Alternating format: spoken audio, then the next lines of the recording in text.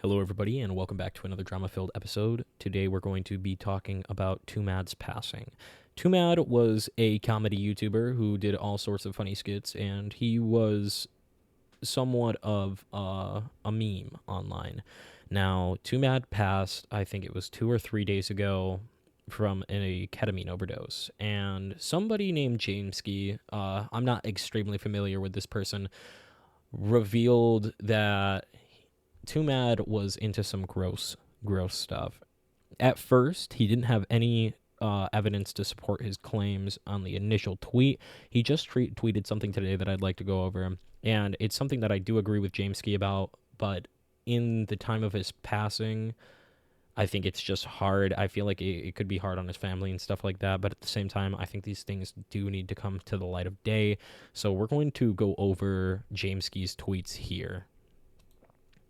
So this first tweet is Jameski. I'll read this in its completion. I can finally say it. Twomad was a rapist and a pedophile. Over the past few years, he tried to murder me multiple times for helping the police and detectives in multiple states to investigate a lot of horrible things he's done. He wanted to take out multiple innocent lives by getting behind a wheel and going head on a freeway while being high on illegal drugs.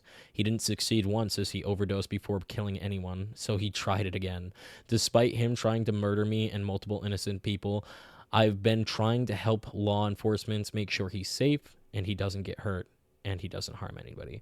Please remember that he's a rapist and a pedophile. He continued to prey on the vulnerable even after the police got involved, including a 13-year-old in the mental ward. The tragedy doesn't excuse any of his actions. I will address a lot of this stuff when I fully connect my thoughts. Past few months have been a total mess, and the reason I ended up in the ER. Please give me time. So, an initial breakdown of this post is Jameski had gone and exposed Twomad directly after his death had came out. Now, if we go into the comments, you have comments like, holy shit, so much information in such short time, insane. Really sorry you've been dealing with this for so long, man. Wait for it. It seems incredibly irresponsible to tweet out such serious allegations within a few hours after someone's death without a shred of proof provided. I hope you have the evidence for these claims. Words cannot describe how fucked up that was.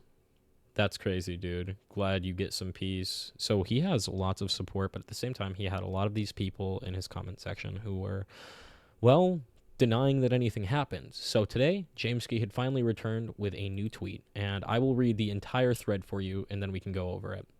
When my friends and colleagues say that my life is in constant danger, they're not talking about just threats.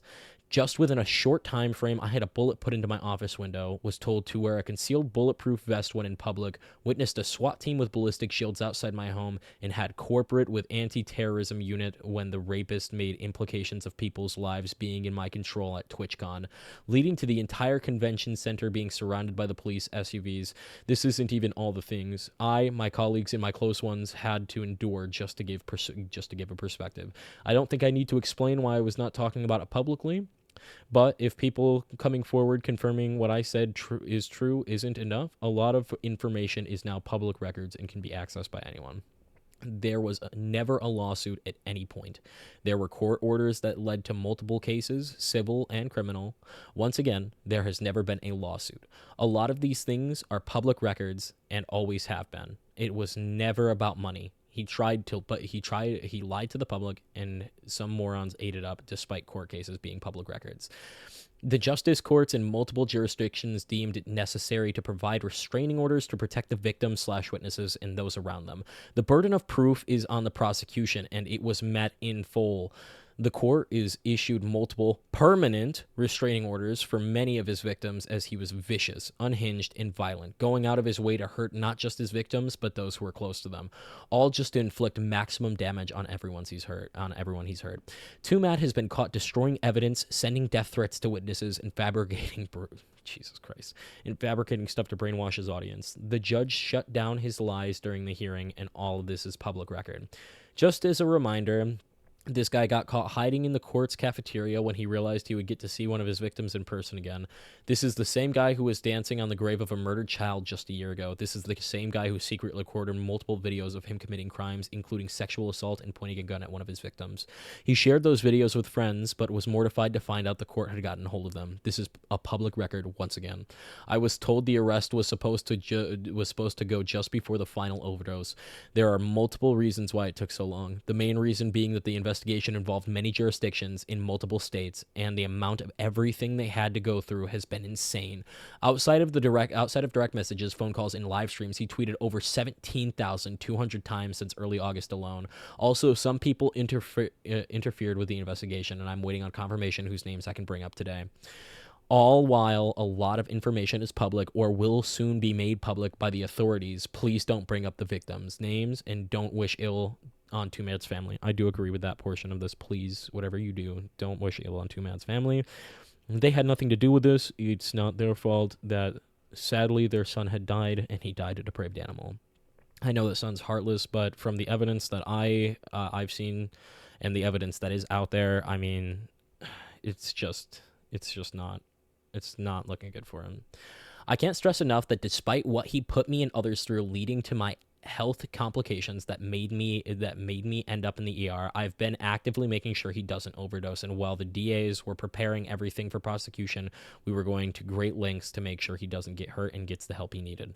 Meanwhile, his rabid fan base has been encouraging him to continue what he's been doing, attacked his victims directly, and encouraged others to do the same.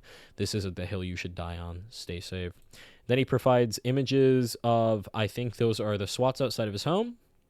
That's the bullet window in his office. Those are some of the police filings, I think. And that is his emergency room bill.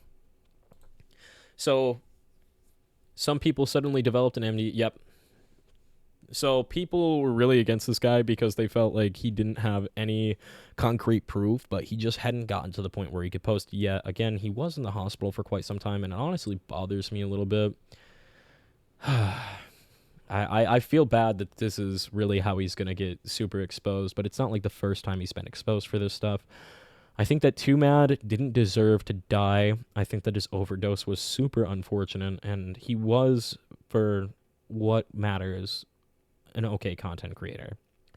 I don't think that he should be honored in any way for the things he did, but you don't honor people for the things they did bad. You look at the good things. I think that just like some people have this hard feeling against Michael Jackson for doing or for similar allegations, I think that personally, I can still listen to his music and hate him for the things that people say he does. And just like Twomad, I can see a Twomad meme and still laugh because I don't have to think about it like that. I think that we should all take into perspective that he did do something awful. I don't think that it should be something that should just be looked over. I think that we should love his old content and we can hate him for the things that are coming out now. So whatever you do, don't attack Twomad's family. Be good, be kind people. And finally, just before I end this video, I would like to say one more thing about this Twomad situation. I hope you... God. You know what? I don't need to say anything. I'm actually just going to end the recording here. I think this is an uncomfortable topic to just talk about. I don't have too many words about it. I just felt like I should go over what's happening. And if you guys want to see more on this topic, I'm sure I can dive deeper, but there's just not a lot of information out there as of now. I'm sure we could go through the public records and see what's going on, but at the same time, he is deceased, and I don't want to directly seem like I'm shitting on a dead person. So I'm going to give this some time to cool down, and we can go from there. I hope you guys all enjoyed. Have a good one.